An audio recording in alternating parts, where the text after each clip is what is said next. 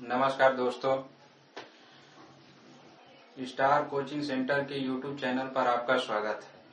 जैसा कि पहले वीडियो में दोस्तों हम लोग क्लास 12 का लेक्चर नंबर 1 शूट किए थे स्थिर वैद्युत की, तो इसमें आप लोग का रिस्पांस बहुत अच्छा देखने को मिला है दोस्तों। और दोस्तों केवल एक आपसे रिक्वेस्ट करना चाहेंगे कि आप जो है कमेंट बॉक्स में वीडियो के बारे में जरूर बताएं या अपना कोई सुझाव देना चाहें वीडियो के बारे में तो जरूर दें। वैसे हम लोग लगातार प्रयास करेंगे, दिन प्रतिदिन बेहतर वीडियो बनाया जाएगा जिससे कि शिक्षा की गुणवत्ता में जो है सुधार हो। जैसे जैसे वीडियो आगे बढ़ता जाएगा आप लोग को खुद आभास होगा जो कि शिक्षा में बेहतरीन गुणवत्ता आप लोग को देखने को मिलेगी। तो दोस्तों आज हम लोग चलेंगे जो क्लास 12 का जो हम लोग लास्ट टॉपिक पढ़े थे, उसके बाद हम लोग को पढ़ना है कूलाम का नियम, कूलाम्स लॉ। तो इसके बारे में पहले हम लोग समझ लेंगे दोस्तों, फिर इसके बाद हम इसको बोर्ड पर लिख भी देंगे। तो कूलाम्स नियम पहले समझ लीजिए दोस्तों क्यों दिया गया है। तो कूलाम्स नियम क्यों दिया गया है, ये दो आवेशों के मध्य, मान लीजिए ये कोई दो आवेश है Q1 और ये आवेश है Q2, इनके बीच की दूरी मान लीजिए R है। तो दो आवेशों के मध्य, दो स्थिर आवेशों के मध्य लगने वाले वैद्युत बल को निकालने के लिए दिया गया है। तो दोस्तों इस नियम के अनुसार कहता क्या है कि दो स्थिर आवेशों के मध्य लगने वाला स्थिर वैद्युत बल उन आवेशों के मात्राओं के गुणनफल के अनुक्रमानुपाती तथा उनके बीच की दूरी के वर्ग के व्युत्क्रमानुपाती होता है। यानी दोस्तों हम इसको अगर कहना चाहें तो इस तरह से लिख सकते हैं सेंटेंस में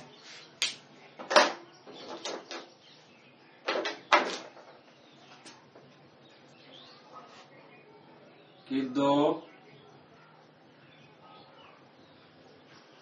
बिंदु आवेशों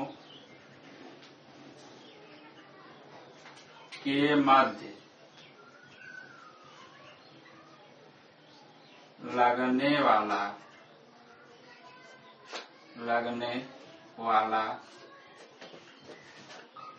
स्थिर वैद्युत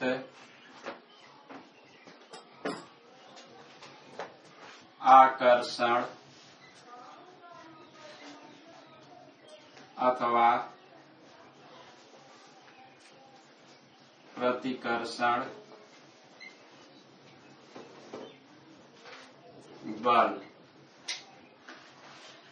दोनों आवेशों के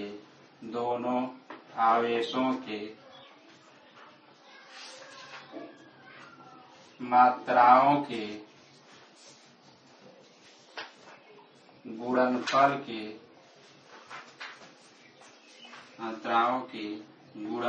के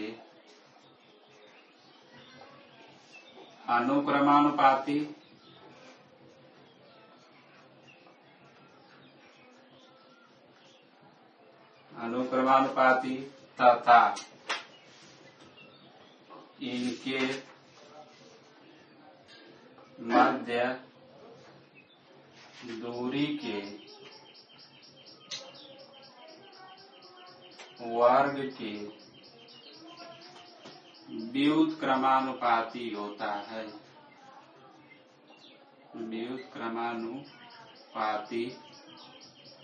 होता है। तो दोस्तों कह रहा है इसमें कि दो बिंदु आवेशों के मध्य लगने वाला स्थिर वैद्युत आकर्षण अथवा प्रतिकर्षण बल दोनों आवेशों के मात्राओं के गुणनफल के अनुक्रमानुपाती।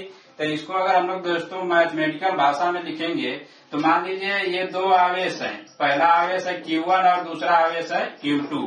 अगर इनके मध्य दूरी स्मॉल r है तो यहाँ तक के सेंटेंस को अगर हम लोग मैथमेटिकल भाषा में लिखें, दो बिंदु आवेशों के मध्य लगने वाला स्थिर वैद्युत आकर्षण अथवा प्रतिकर्षण बल दोनों आवेशों के मात्राओं के गुणनफल के अनुक्रमानुपाती। मान अगर Q1 और Q2 के बीच लग रहा है बल F, तो ये किसके किसके अनुक्रमानुपाती होगा, इस आवेश और इस आवेश की मात्रा के गुणनफल के अनुक्रमानुपाती, माने Q1 इंटू Q2 इस तरह से हम लिख सकते हैं। अब अगले लाइन में देखेंगे दोस्तों, कहा तथा इनके मध्य दूरी, तो जो इनके मध्य दूरी r है इसके वर्ग के व्युत्क्रमानुपाती होता है, माने हम इसको लिख सकते हैं या अनुक्रमानुपाती 1/r², या इसको दोस्तों दो तरह से पढ़ सकते हैं, या तो इसको हम लोग कहें या अनुक्रमानुपाती 1/r², या पढ़ सकते हैं या व्युत्क्रमानुपाती r²। तो हम लोग देख रहे हैं कि उपरोक्त समीकरण से, या हम लोग देखेंगे उपरोक्त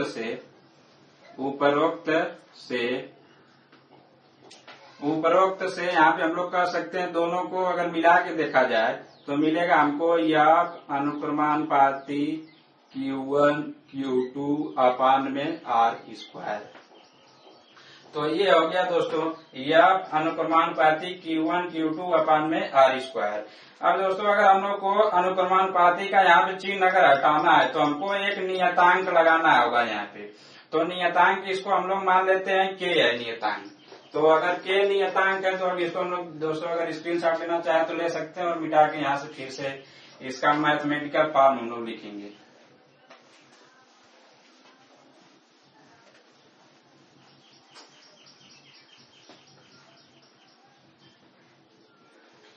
तो देखेंगे दोस्तों, मान लीजिए अगर के यहाँ पे वैद्युत बल नियतांक अगर ले लेते हैं हम लोग, एक कांस्टेंट ले लेते हैं, अगर के ले लेंगे तो यहाँ पे F बराबर हो जाएगा, ये इसको लिखेंगे के Q1 Q2 में r², और ये जो हो गया सूत्र मिल जाएगा हमको कूलाम लॉ का। यही जो है दोस्तों कूलाम के नियम का जो है सूत्र है, अथवा दो बिंदु आवेशों के मध्य लगने वाले आकर्षण अथवा प्रतिकर्षण बल का ये सूत्र है, F बराबर के Q1 Q2 में r²। अब दोस्तों इसमें देखें कि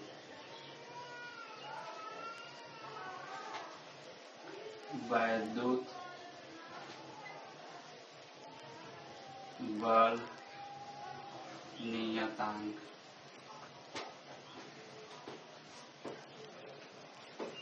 ये का मान होता है 1/4 पाई एप्सिलॉन नॉट स्मॉल। तो दोस्तों यहाँ देख रहे हैं हम लोग कि यह बराबर के Q1 Q2 में r², जहाँ पे कैपिटल क्या है वैद्युत बल नियतांक है, और इसका मान क्या होता है कि 1/4 पाई एप्सिलॉन नॉट और इंटू के। तो दोस्तों इसमें देख रहे हैं कि एप्सिलॉन नॉट ये राशि है, इसको थोड़ा समझ लीजिए कि ये क्या है, एप्सिलॉन नॉट। तो इसको पहले तो ये जान लीजिए कि इसको हम लोग पढ़ते हैं एप्सिलॉन नॉट,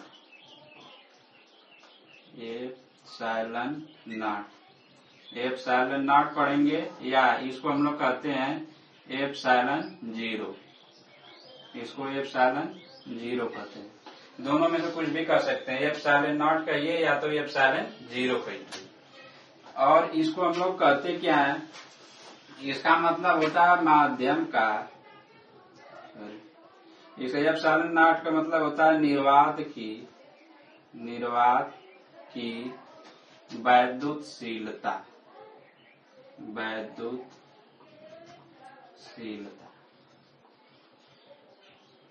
निर्वात की वैद्युतशीलता एप्सिलॉन नॉट। इसको पढ़ेंगे क्या हम लोग एप्सिलॉन नॉट, और ये है क्या निर्वात की वैद्युतशीलता। इसका मान कितना होता है, इसका मान होता है 8.85 इंटू 10⁻⁻12 कूलाम स्क्वायर प्रति न्यूटन मीटर स्क्वायर।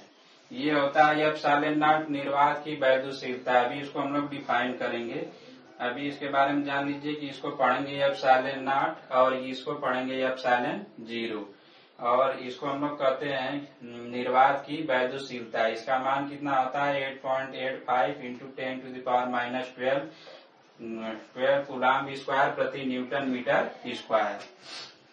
अब दोस्तों देखेंगे यहाँ पे स्मॉल के क्या है, स्मॉल के स्मॉल के को हम लोग कहते हैं दोस्तों माध्यम का परावैद्युतांक। माध्यम का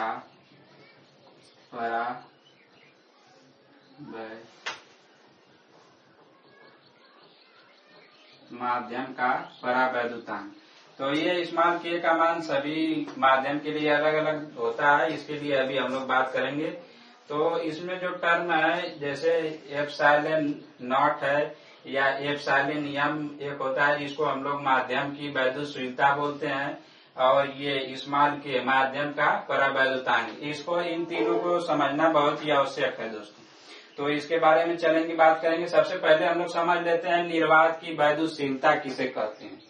निर्वात की वैद्युतशीलता क्या होती है।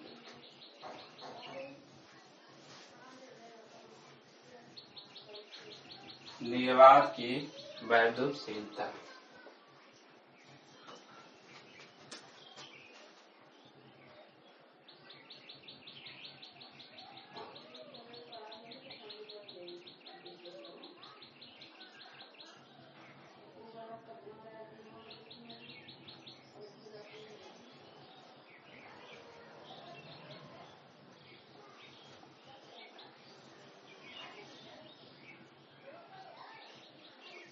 निर्वात की वैद्युतशीलता। तो इसका डिफिनीशन समझेंगे दोस्तों, क्योंकि ये तीनों टर्म अगर नहीं समझ पाएंगे तो आप लोग को बहुत दिक्कत होगा। यहाँ पे लिख दे रहा हम इसको। पहला तो इसमें है एप्सिलॉन नॉट और एप्सिलॉन एम और स्मॉल के। इन तीनों को समझना जरूरी है यहाँ पे। तो सबसे पहले हम लोग ले रहे हैं निर्वात की वैद्युतशीलता, जिसे हम लोग कहते हैं एप्सिलॉन नॉट। तो इसको डिफाइन कैसे करेंगे दोस्तों, देखते हैं। तो कहता है कि एप्सिलॉन नॉट वह भौतिक राशि है, जो निर्वात की वैद्युतशीलता वह भौतिक राशि है जो निर्वात में स्थित दो बिंदु आवेशों के मध्य स्थिर वैद्युत बल की सुग्राह्यता का निर्धारण करता है। उसे हम लोग क्या कहते हैं, निर्वात की वैद्युतशीलता। यहाँ पे लिख दे रहा है दोस्तों, वह भौतिक राशि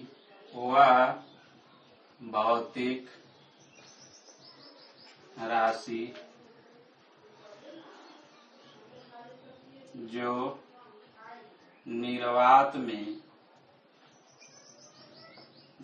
में स्थित दो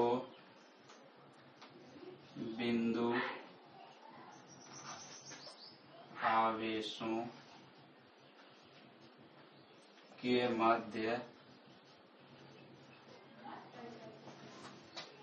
आवेशों के मध्य स्थिर वैद्युत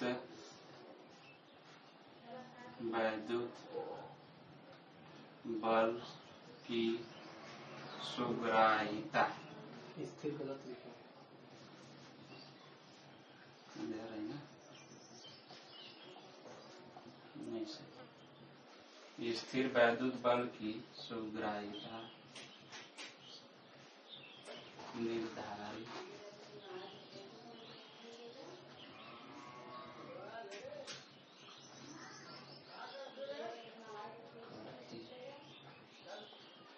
तो देखें दोस्तों, निर्वात की वैद्युतशीलता यानी एप्सिलॉन नॉट, इसको हम लोग कैसे डिफाइन करेंगे।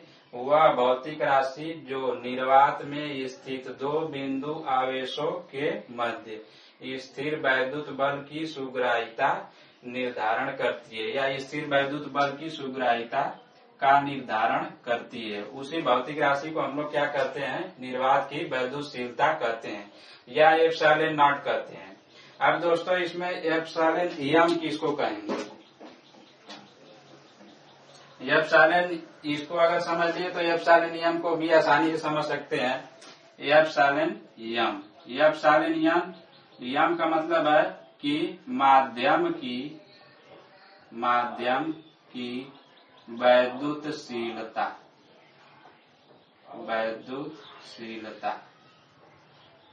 माध्यम की वैद्युतशीलता एप्सिलॉन नॉट। तो इसको कैसे डिस्क्राइब करेंगे, सेम टू सेम उसी तरह डिस्क्राइब कर देंगे दोस्तों। इसमें क्या अंतर है उसको समझ लेंगे। यहाँ पे करा हुआ भौतिक राशि जो निर्वात में स्थित दो बिंदु आवेशों के मध्य स्थिर वैद्युत बल की सुग्राह्यता का निर्धारण करती है। इसमें क्या हो जाएगा दोस्तों कि वह भौतिक राशि जो माध्यम की, वह भौतिक राशि जो माध्यम में स्थिर वैद्युत बल की सुग्राह्यता का निर्धारण करती है, उसे हम लोग क्या कहते हैं, माध्यम की वैद्युतशीलता। इसको लिख सकते हैं हम लोग दोस्तों, वह भौतिक राशि, वह भौतिक राशि जो माध्यम में स्थिर वैद्युत बल की सुग्राह्यता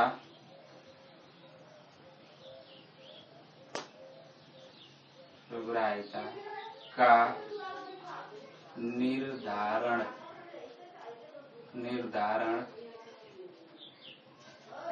करती है। तो दोस्तों एप्सिलॉन नॉट क्या है? एप्सिलॉन नॉट वह भौतिक राशि है, वह भौतिक राशि है जो माध्यम में स्थिर वैद्युत बल की सुग्राह्यता का निर्धारण करती है। इसको एप्सिलॉन एम से लिखते हैं। अब इसके बाद देखेंगे दोस्तों माध्यम का परावैद्युतांक, इसको हम लोग के से डिनोट करते हैं। माध्यम का परावैद्युतांक,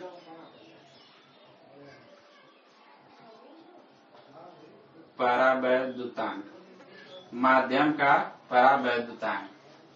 तो दोस्तों ध्यान देंगे, अगर ये आप लोग समझ गए होंगे तो इसको भी बताना बहुत ही आसान है। माध्यम का परावैद्युतांक क्या होता है दोस्तों कि माध्यम की वैद्युतशीलता तथा निर्वात की वैद्युतशीलता के अनुपात को ही हम लोग कहते हैं माध्यम का परावैद्युतांक। माने इसको हम लोग कह सकते हैं क्या, माध्यम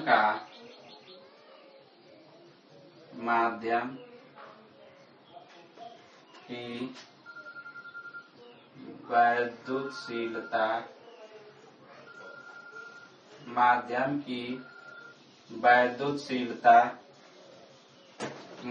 की वैद्युतशीलता तथा निर्वात की वैद्युतशीलता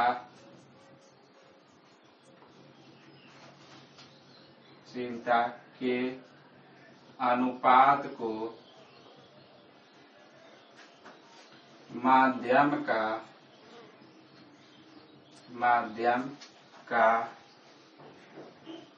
परावैद्युतांक कहते हैं। माध्यम का परावैद्युतांक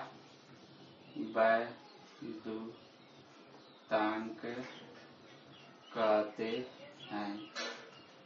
माध्यम का परावैद्युतांक कहते हैं। तो दोस्तों ये तीनों राशि आप लोग को ध्यान में रखना होगा क्योंकि ये इम्पोर्टेंट है, हर जगह पूरा फिजिक्स में ही आएगा बार बार। तो इन तीनों राशियों को आप लोग को समझ लेना है कि एप्सिलॉन नॉट क्या है और एप्सिलॉन एम क्या है और स्मॉल के क्या है। स्मॉल के जो है एप्सिलॉन एम और एप्सिलॉन नॉट का अनुपात है। माने इसको हम लोग फार्मूला के रूप में हम लोग लिख सकते हैं कि के बराबर एप्सिलॉन एम अपान में एप्सिलॉन नॉट, और इसी के बराबर हम लोग लिख सकते हैं एप्सिलॉन आर, जिसे हम लोग कहेंगे सापेक्ष परावैद्युतांक। तो ये इसके लिए सूत्र हो जाएगा दोस्तों, के बराबर epsilon m upon epsilon naught. तो ये हो गया दोस्तों आज के निर्वात की वैद्युतशीलता, माध्यम की वैद्युतशीलता और माध्यम का परावैद्युतांक हो गया। हम इसका स्क्रीनशॉट लेना चाहेंगे तो ले सकते हैं।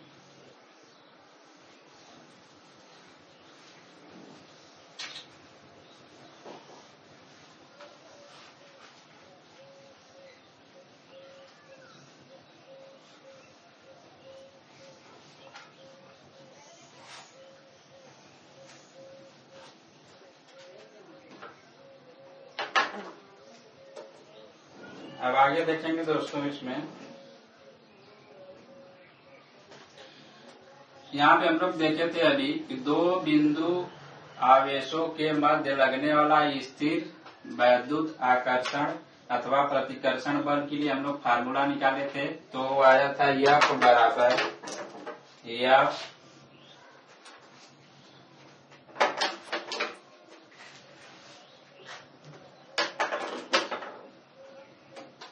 F बराबर K Q1 Q2 अपान में R स्क्वायर।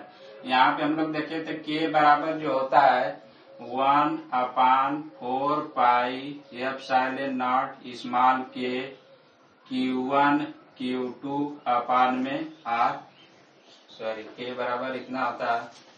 तो अब यहाँ पे देखें हम लोग दोस्तों, तो जो K का वैल्यू है, अब इसको उठा के अगर इस समीकरण में पुट करेंगे तो क्या मिलेगा हम लोग को? F बराबर मिलेगा 1/4 pi epsilon not small k Q1 Q2 अपान में R स्क्वायर। तो ये पूरा हम लोग को फार्मूला मिल जाएगा कूलॉम्स लॉ के लिए कि दो बिंदु आवेशों के मध्य जो लगने वाला बल होगा वो इस नियम के अनुसार हम लोग निकाल सकते हैं या इस फार्मूले से निकाल सकते हैं। जहाँ पे एप्सिलॉन नॉट आप लोग समझ ही रहे हैं कि निर्वात की वैद्युशीलता है, और के अभी बताया हमने कि क्या है, माध्यम का परावैद्युता। तो ये हो गया हमारा माध्यम का परावैद्युतांक हो गया। तो अब इसके बाद जो है इसमें हम लोग थोड़ा सा स्मॉल के के बारे में जान लेते हैं कि माध्यम का परावैद्युतांक, ये बहुत परीक्षाओं में पूछा जाता है। तो इसके लिए थोड़ा सा नोट में हम दे देना चाहेंगे, नोट में, कि माध्यम का परावैद्युतांक, माध्यम का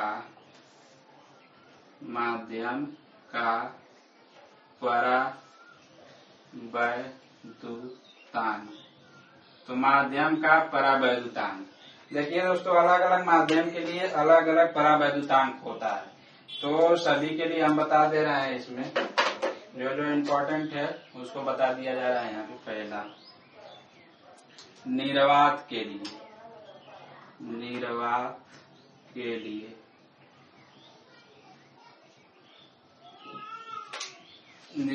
के लिए जो स्मॉल के बराबर होगा वो 1 होगा।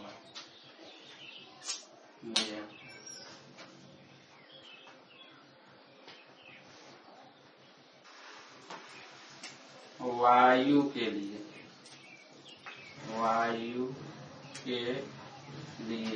स्मॉल के बराबर होगा 1.006। लकड़ी के लिए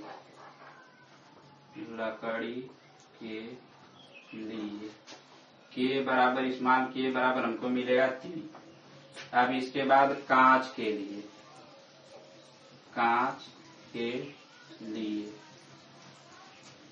स्मॉल के बराबर हम लोग को मिलेगा यहाँ पे 6। और अगला कांच के लिए स्मॉल के बराबर 6 हो गया। और जल के लिए स्मॉल के बराबर होता है 81। और एक लास्ट में रह गया है जो कि होगा चालक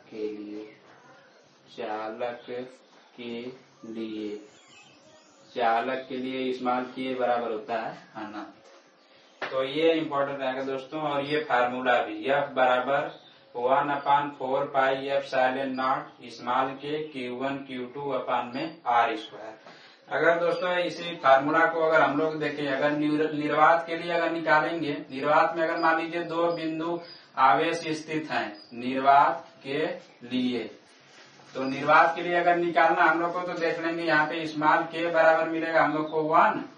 तो इस फार्मूला में हम लोग रखेंगे अगर, तो मिलेगा हम लोग को F बराबर 1/4 पाई एप्सिलॉन नॉट और Q1 Q2 अपान में R स्क्वायर, ये मिलेगा क्या, क्योंकि स्मॉल के बराबर 1 रख देंगे। और एक चीज और यहाँ पे न्यूमेरिकल वैल्यू समझ लीजिए दोस्तों कि 1/4 पाई एप्सिलॉन नॉट इसको सॉल्व करने के बाद आता है हमारा 9 इंटू 10⁹9 9 इंटू 10⁹9 कूलाम स्क्वायर प्रति न्यूटन मीटर स्क्वायर। ये इसके लिए जो है 1/4 पाई एप्सिलॉन। अगर इसका मान निकालेंगे तो हमारे पास आएगा न्यूटन मीटर स्क्वायर प्रति कूलाम स्क्वायर, ये हो जाएगा। इसका वैल्यू ये होता है 1/4 पाई एप्सिलॉन नॉट का मान होगा 9 इंटू 10⁹9 और newton metre square upon coulomb square. तो यहाँ से हम लोग डायरेक्ट एक फार्मूला निकाल सकते हैं कि F बराबर 9 इंटू 10⁹9 Q1 Q2 अपॉन में R स्क्वायर, ये फार्मूला।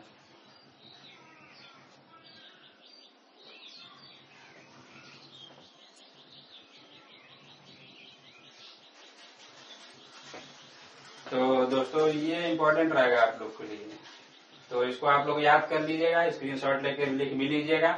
और ये रहा इसका फार्मूला, ये सब है। इसको कौन कौन से कंडीशन में हम लगा सकते हैं इसको भी दिखा सकते हैं। और बाकी सब इसमें दोस्तों अभी बहुत रह गया है, जैसे द्रव्यमान एवं आवेश में अंतर बताना है, तो थोड़ा सा इसके बारे में हम बता दे रहे हैं आपको। बाकी सब दिखाने वाला कार्य करेंगे। तो द्रव्यमान और आवेश में दोस्तों देखेंगे तो द्रव्यमान और आवेश आप लोग समझ सकते हैं कि किसी का द्रव्यमान आप लोग ये नहीं सुने होंगे कि ऋणात्मक में है, या इनका द्रव्यमान जो है -50 किलो है। तो कहने का मतलब ये है कि द्रव्यमान हमारा जो है कि केवल धनात्मक होगा। द्रव्यमान क्या होगा? केवल धनात्मक होगा। जबकि आवेश जो है हमारा धन आवेश और ऋण आवेश दोनों मिलता है, माने कि हमको धन आवेश भी मिलेगा, धनात्मक भी मिलेगा और ऋणात्मक भी मिलेगा। तो ये पहला अंतर हो गया कि द्रव्यमान केवल धनात्मक रहेगा, जबकि आवेश जो है हमारा धनात्मक और ऋणात्मक दोनों मिलेगा।